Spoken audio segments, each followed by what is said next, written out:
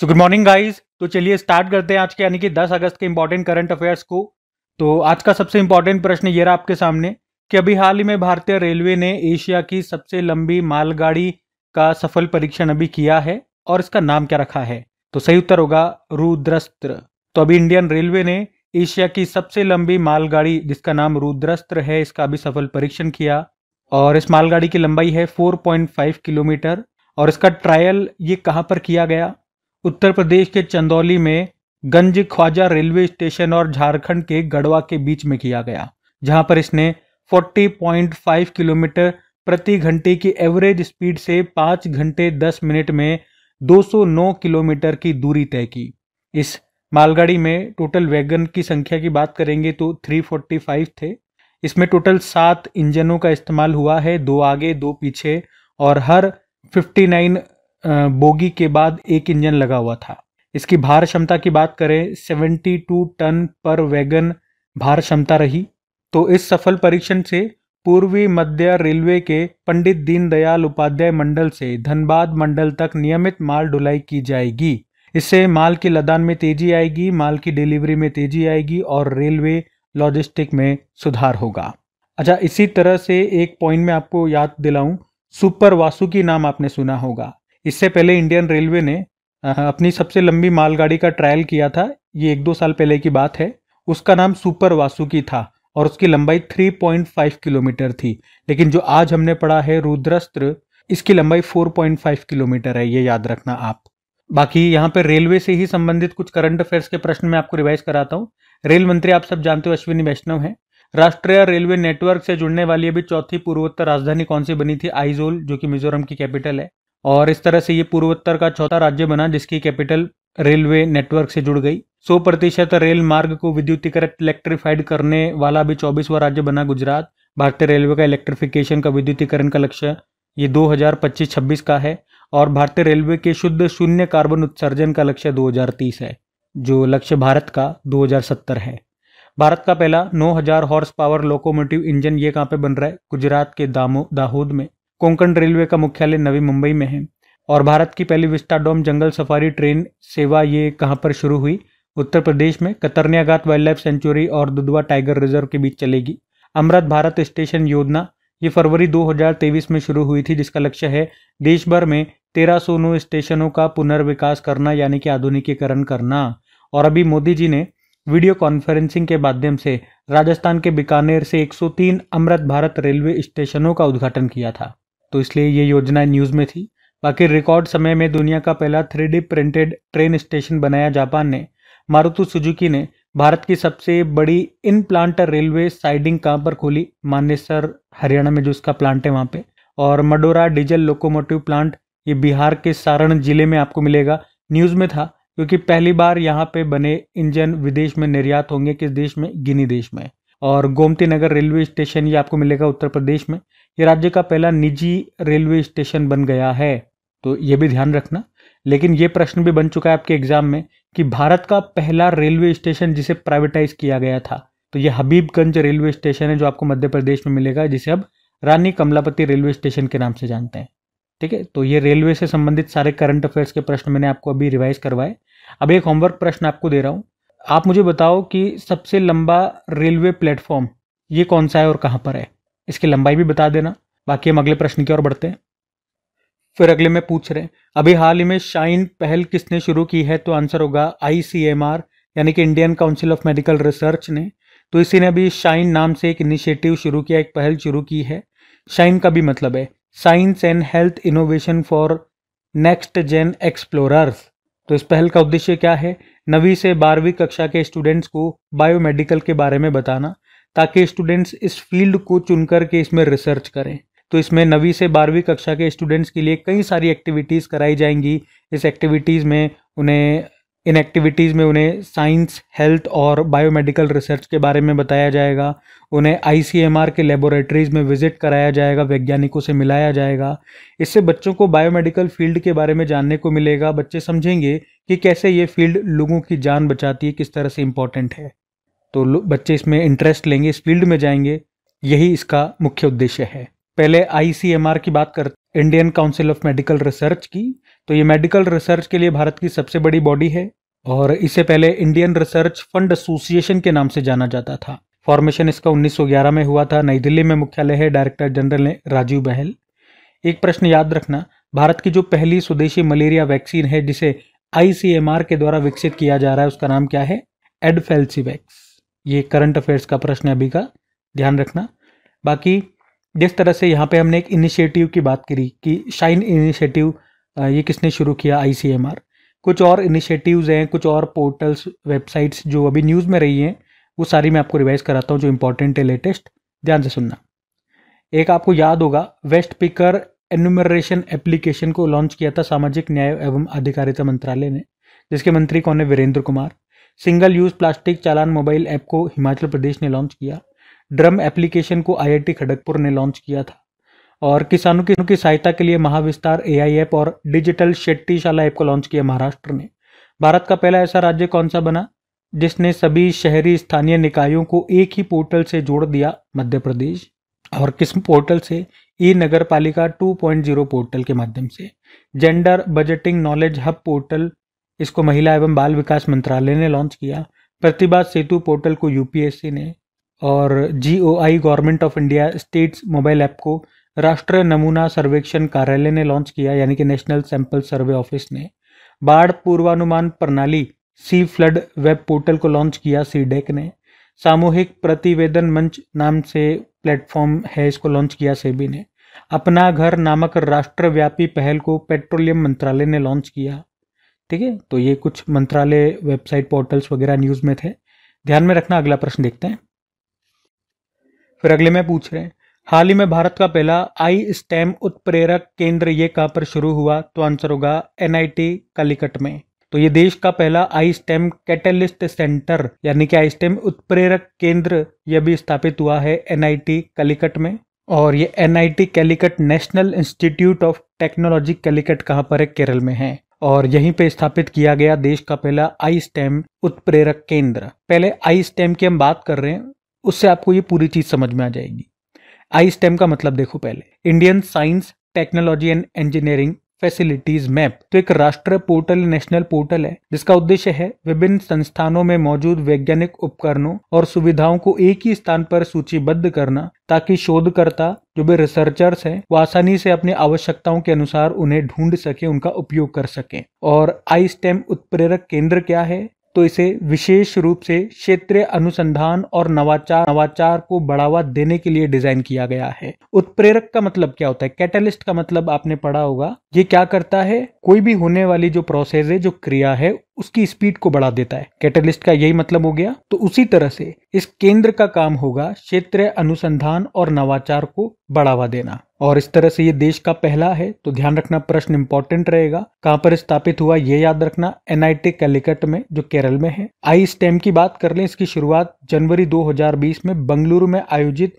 107वें भारतीय विज्ञान कांग्रेस के दौरान इसकी शुरुआत होती है। ठीक है, अब यहाँ पे भारत से पहले से संबंधित कुछ प्रश्न और मैं आपको रिवाइज करा रहा हूँ, ध्यान से सुनना। जैसे कि अगर पूछे भारत का पहला AI+ कैंपस ये कहाँ पर खुलेगा? अमरावती, आंध्र प्रदेश में। देश का पहला भारतीय रचनात्मक प्रौद्योगिकी संस्थान क्रिएटिव टेक्नोलॉजी इंस्टीट्यूट ये कहाँ पर शुरू हुआ? मुंबई में। भारत की पहली RO फेरी सेवा ये कहाँ पर शुरू हुई? गोवा में। और ब्रिटेन के साउथहैम्पटन यूनिवर्सिटी ने गुरुग्राम में अपना पहला विदेशी परिसर खोला है। ISS इंटरनेशनल स्पेस स्टेशन पर जाने वाले पहले भारतीय बने थे कैप्टन शुभांशु शुक्ला, ये उत्तर प्रदेश से हैं। किस मिशन के थ्रू गए थे? एक्सियोम 4 मिशन के थ्रू। और हमारे 1984 में राकेश शर्मा के बाद अंतरिक्ष में जाने वाले ये दूसरे भारतीय हैं, लेकिन इंटरनेशनल स्पेस स्टेशन में जाने वाले पहले भारतीय हैं। भारत का पहला खनन पर्यटन प्रोजेक्ट ये शुरू हुआ झारखंड में। देश का पहला पूर्णतः स्वदेशी रूप से विकसित 50 किलोवाट भूतापीय संयंत्र ये कहाँ पर स्थापित होगा? अरुणाचल प्रदेश के तवांग जिले में। भारत ने अपनी पहली हाइड्रोजन संचालित ट्रेन कोच का सफल परीक्षण कहाँ किया? चेन्नई में। भारत की पहली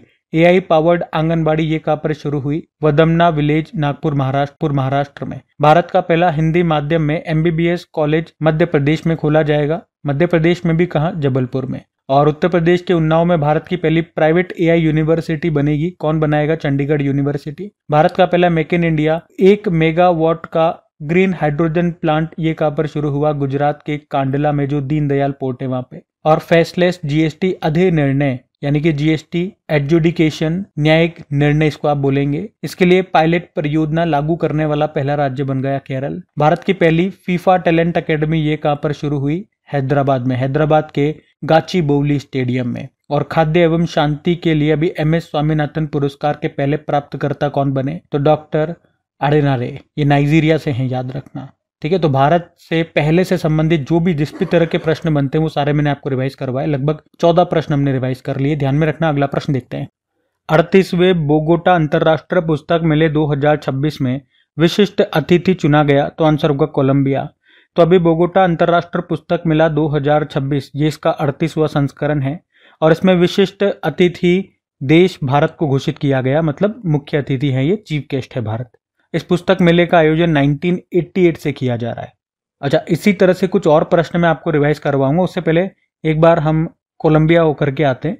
ये रहा मैप में कोलंबिया, कैपिटल बोगोटा हो गई, करेंसी है कोलंबियन पेसो, प्रेसिडेंट है गुस्तावो पेट्रो।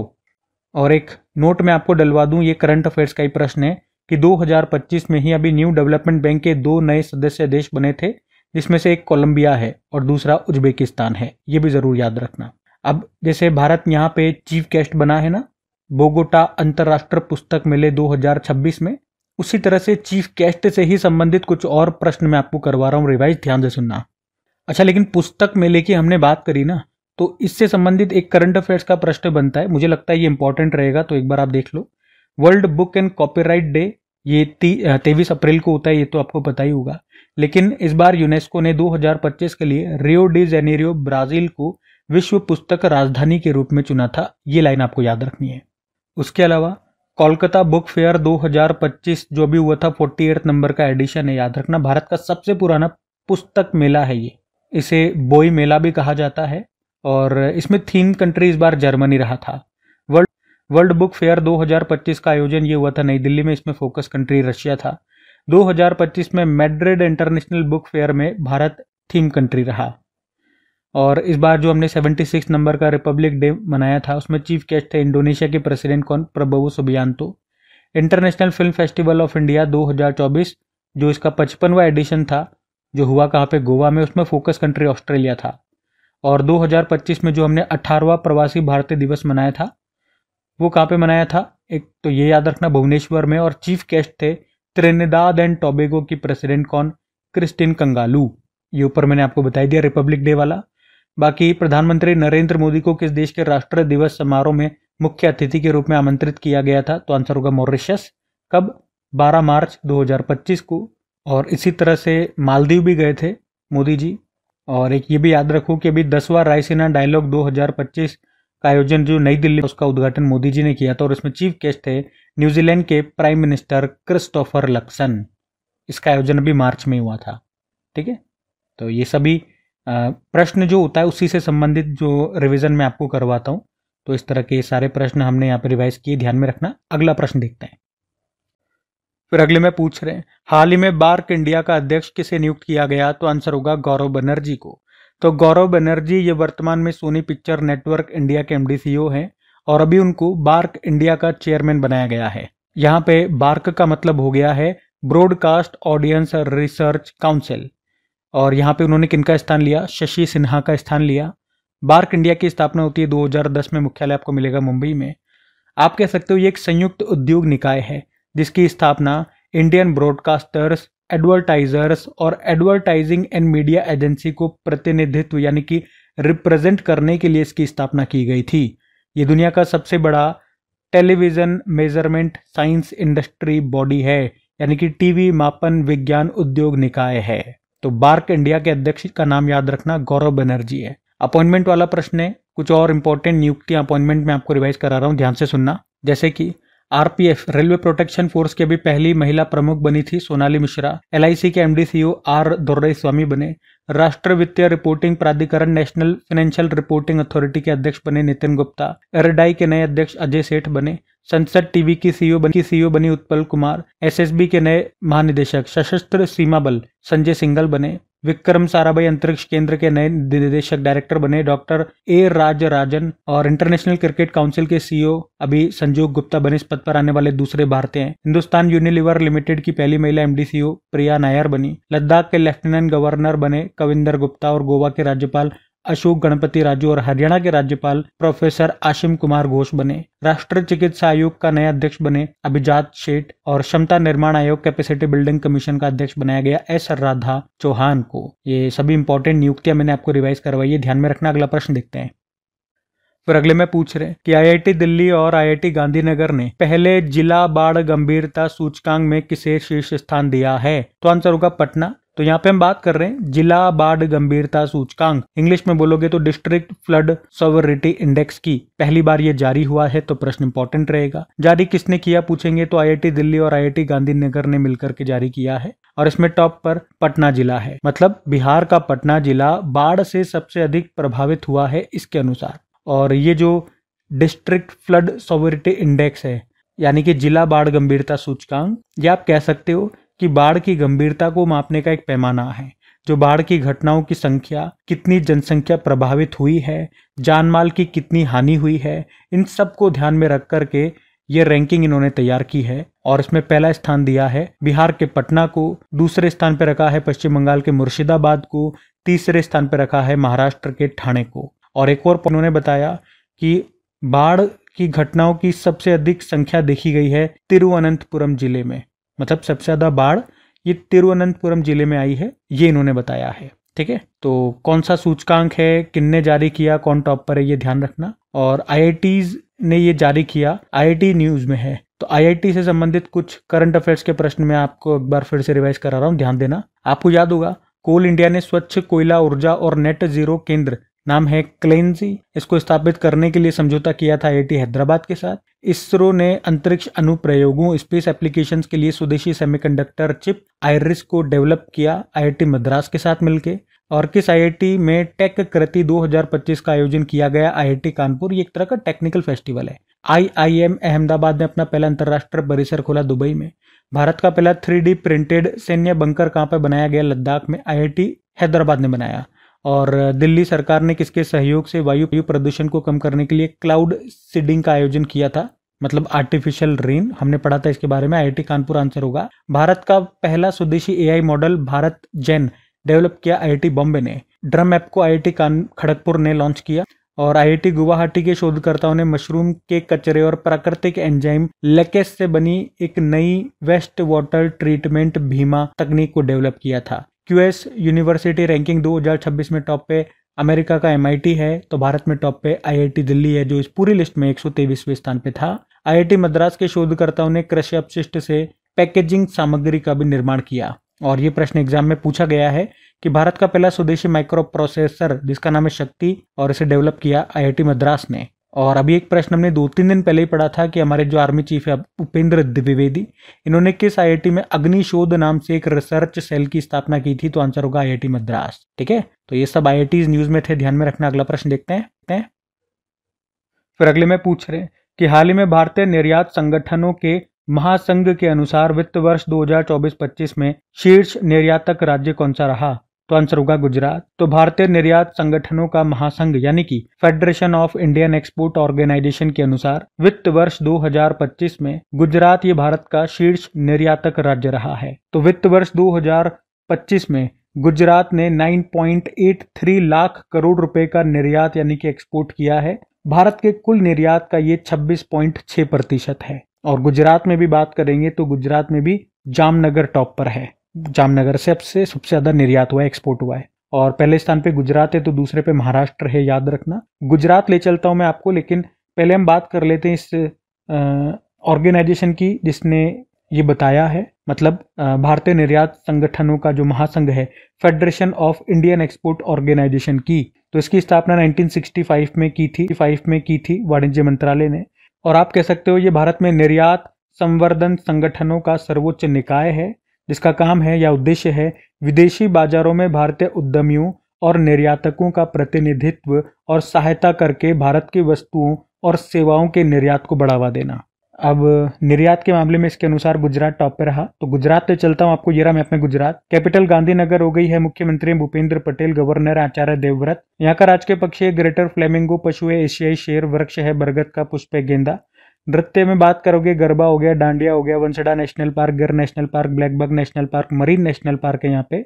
सरदार सरोवर बांध है नर्मदा नदी पर, उकाई बांध है ताप्ती नदी पर, कडाना बांध है माही नदी पर, दांतीवाड़ा बांध है बनास नदी पर। कुछ करंट अफेयर्स के प्रश्न और देखें यहाँ से। तो किस राज्य में ग्रेटर फ्लेमिंगो अभ्यारण्य स्थापित किया गया? तमिलनाडु। और तमिलनाडु में भी कहाँ पे? तो रामनाथपुरम जिले में। एक पॉइंट याद रखना, ये जो ग्रेटर फ्लेमिंगो है, पूछे किस राज्य का राजकीय, वो गुजरात का है, लेकिन ग्रेटर फ्लेमिंगो अभ्यारण्य ये अभी तमिलनाडु में बना है, तो ये थोड़ा सा ध्यान रखना। 2026 में जो एशियन वेटलिफ्टिंग चैंपियनशिप है ये गुजरात में होगी, अहमदाबाद गुजरात में। 2025 वाली चाइना के जियांगशान में हुई। 100% रेल मार्ग को विद्युतीकृत इलेक्ट्रिफाइड करने वाला 24वां राज्य गुजरात बना। भारत का पहला 9000 हॉर्स पावर लोकोमोटिव इंजन ये बन रहा है गुजरात के दाहोद में। 23वें विश्व पुलिस और फायर गेम्स जो 2029 में है वो भारत में होंगे। भारत में भी कहा? अहमदाबाद में। भारत पहली बार होस्ट कर रहा है। जन सुरक्षा संतुष्टि अभियान यहाँ शुरू हुआ। मशरेक ये गुजरात में स्थित गिफ्ट सिटी में प्रवेश करने वाला किस देश का पहला बैंक है? तो यूनाइटेड अरब अमीरात। पहले राष्ट्रीय सहकारी विश्वविद्यालय का उद्घाटन किया गया कहां पर? गुजरात के आनंद में। और इस यूनिवर्सिटी का नाम त्रिभुवन सहकारी विश्वविद्यालय है। मतलब इसका जो नाम है अमूल के संस्थापक त्रिभुवन दास जी के नाम पे रखा गया है। क्रूज भारत मिशन में शामिल होने वाला पहला राज्य गुजरात बना। भारत का पहला मेक इन इंडिया 1 मेगावाट हरित यानी कि ग्रीन हाइड्रोजन प्लांट ये कहां पर शुरू हुआ? गुजरात में। गुजरात के कांडला में जो दीनदयाल पोर्ट है वहां पर। ठीक है, तो गुजरात से संबंधित ये सारे लेटेस्ट करंट अफेयर्स के इंपॉर्टेंट प्रश्न भी हमने रिवाइज कर लिए, ध्यान में रखना। अगला प्रश्न देखते हैं। फिर अगले में पूछ रहे हैं, हाल ही में विश्व के स्वदेशी लोगों का अंतर्राष्ट्रीय दिवस ये कब मनाया गया? तो आंसर हो जाएगा 9 अगस्त को। तो विश्व के स्वदेशी लोगों का अंतर्राष्ट्रीय दिवस, या यूं कह दूं कि विश्व आदिवासी दिवस, या अंग्रेजी में बोल दो आप इसे international day of the world's indigenous people, ये हर साल 9 अगस्त को मनाया जाता है। तो ये दिन दुनिया के स्वदेशी लोगों के अधिकार के बारे में अवेयरनेस बढ़ाने के लिए मनाया जाता है। पहली बार इसे 1995 में मनाया गया था, 9 अगस्त को ही मनाते हैं। थीम भी है इस बार indigenous people and AI defending rights shaping future. ठीक है, एक पॉइंट नोट डाल लेना कि स्वदेशी लोगों की भाषा को बचाने के लिए 2019 को international year of indigenous language के रूप में घोषित किया गया था। और 9 अगस्त को नागासाकी डे तो मैंने आपको पहले बता ही दिया। 6 तारीख को हिरोशिमा दिवस और 9 अगस्त को नागासाकी दिवस के रूप में मनाते हैं। एक बार फिर से अगस्त के सारे इंपॉर्टेंट डेज देख लेते हैं। तो 1 अगस्त को ही 4 दिवस हो गए थे हमारे। राष्ट्रीय पर्वतारोही दिवस, world wide web day, world lung cancer day, Muslim महिला अधिकार दिवस। फिर 3 अगस्त को नेशनल ऑर्गन डोनेशन डे, 6 अगस्त को हिरोशिमा डे, 7 अगस्त को महाराष्ट्र ने MS स्वामीनाथन जी की जयंती को सतत कृषि दिवस के रूप में मनाया। 7 अगस्त को राष्ट्रीय हथकरघा दिवस होता है। 7 अगस्त को भाला फेंक दिवस था। 8 अगस्त को भारत छोड़ो आंदोलन दिवस, अगस्त क्रांति दिवस बोल दो या क्विट इंडिया मूवमेंट डे बोल दो, ये सब हम मना चुके हैं अभी तक, ध्यान में रखना। अगला प्रश्न देखते हैं। फिर अगले में पूछ रहे हैं कि हाल ही में किस कंपनी ने भारत की पहली स्वदेशी मीडियम मशीन गन विकसित की है? तो आंसर होगा लोकेश मशीन्स लिमिटेड ने। तो हैदराबाद स्थित लोकेश मशीन्स लिमिटेड ने भारत की पहली स्वदेशी मीडियम मशीन गन को विकसित किया है। और इसे DRDO की एक लेबोरेटरी है पुणे में, जिसको कहते हैं armament research and development establishment, उसके सहयोग से या उसके साथ मिलकर के इसको तैयार किया, इसे डेवलप किया। और ये जो भारत की पहली स्वदेशी मीडियम मशीन गन हमने बनाई है, ये वर्तमान में यूज की जा रही मीडियम मशीन गन की तुलना में 25% तक हल्की है। और इसे आप सिंगल शॉट या फिर ऑटोमेटिक मोड दोनों में आप इसे चला सकते हो। 1 मिनट में 800 राउंड ये फायर कर सकती है। इसके रेंज है 1800 मीटर और इसे -40 से लेके +55 डिग्री सेल्सियस टेम्परेचर में आप आराम से इस्तेमाल कर सकते हो। तो ये है भारत की पहली स्वदेशी मीडियम मशीन गन। अच्छा, इसी तरह से और गन नहीं, मतलब कुछ और जो गन है वो आपकी न्यूज में रही थी, मैं आपको एक साथ रिवाइज करा रहा हूँ। देखो, एक ट्रोजन गन के बारे में हमने पढ़ा था और ये इंपॉर्टेंट क्यों है, ये न्यूज में क्यों थी? क्योंकि आर्मेनिया देश ये हमसे खरीद रहा है। इसको भारत और फ्रांस ने मिलकर के तैयार किया था। इसके रेंज 40 किलोमीटर से भी ज्यादा है।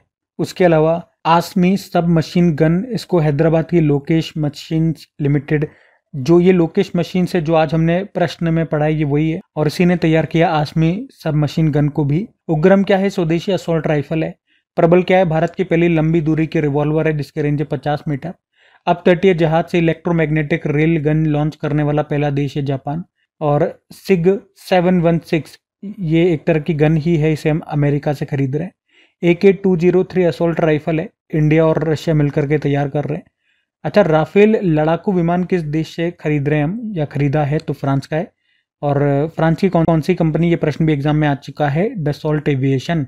ठीक है, तो ये सब ध्यान में रखना, क्योंकि देखो आज गन वाला प्रश्न हमने पढ़ा, भारत की पहली स्वदेशी मीडियम मशीन गन पढ़ी ना, तो गन से ही संबंधित अभी तक क्या क्या प्रश्न आपके एग्जाम में आ चुके हैं, मतलब करंट अफेयर्स में आ चुके हैं, वो मैंने आपको रिवाइज करा है। अपने पढ़ाने का तरीका यही है, जिस तरह का प्रश्न होता है उसी से संबंधित जो करंट अफेयर से बनने वाले प्रश्न है वो सारे मैं आपको रिवाइज करवाता हूँ, और ये रिवीजन का सबसे बेस्ट तरीका होता है। बाकी रिवीजन के लिए तो मैं आपकी डेली क्विज भी तैयार करता हूँ MCQ फॉर्मेट में अपनी क्रैक एग्जाम एप्लीकेशन पे, तो वहाँ पे भी आप प्रैक्टिस करते रहें। अब डेली के साथ साथ वीकली और मंथली क्विज भी आपकी तैयार हो रही है, अगस्त से वीकली मिलना आपको चालू हो गई है। और सेशन अगर पसंद आए तो प्लीज़ वीडियो को दोस्तों के साथ में और स्टडी ग्रुप में शेयर जरूर करना। वीडियो को लाइक नहीं करा तो लाइक कर देना। अभी हम अगले प्रश्न की ओर बढ़ते हैं।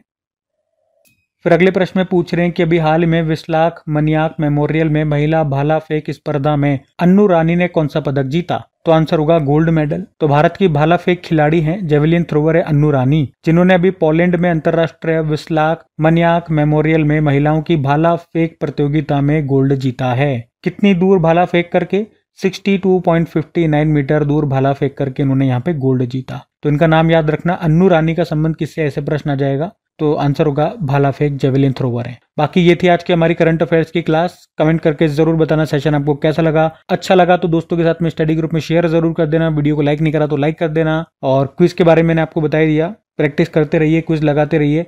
क्रैक एग्जाम एप्लीकेशन जिसका लिंक नीचे डिस्क्रिप्शन बॉक्स में भी है, या इसे आप डायरेक्ट गूगल प्ले स्टोर से भी इंस्टॉल कर सकते हैं। PDF आपको टेलीग्राम चैनल पे मिल जाती है, जिसका लिंक नीचे डिस्क्रिप्शन में है। बाकी चलो अभी कल के करंट अफेयर्स का हम क्विक रिवीजन कर लेते हैं और सेशन करते हैं।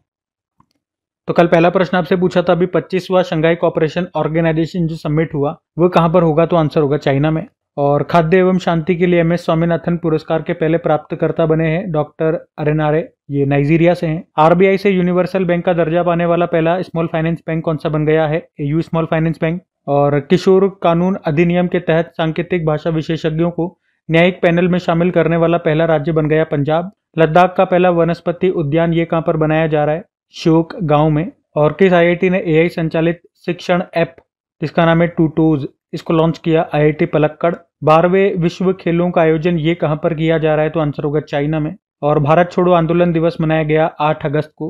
किसे ऑस्ट्रेलियाई पर्यटन अभियान का ब्रांड एम्बेसडर बनाया, सारा तेंदुलकर। और हाल ही में जारी फॉर्चून की 100 सबसे शक्तिशाली कारोबारी लोगों की सूची में किस भारतीय को शामिल किया गया, मुकेश अंबानी। चलो कल का भी होमवर्क प्रश्न देखते हैं और सेशन एंड करते हैं।